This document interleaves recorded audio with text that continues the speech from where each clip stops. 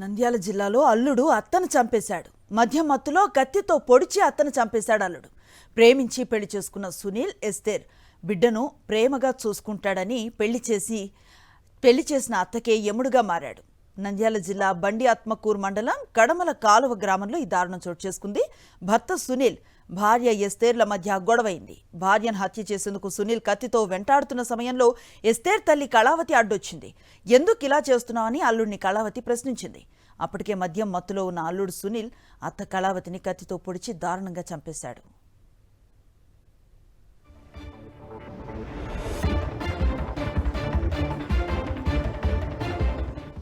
నంద్యాల జిల్లాలో అల్లుడు అత్తను చంపేశాడు.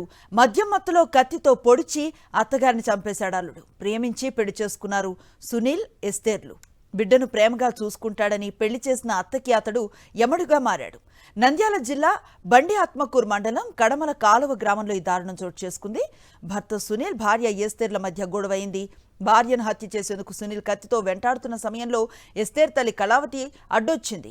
ఎందుకిలా చేస్తున్నావని అల్లుడిని కళావతి ప్రశ్నించింది.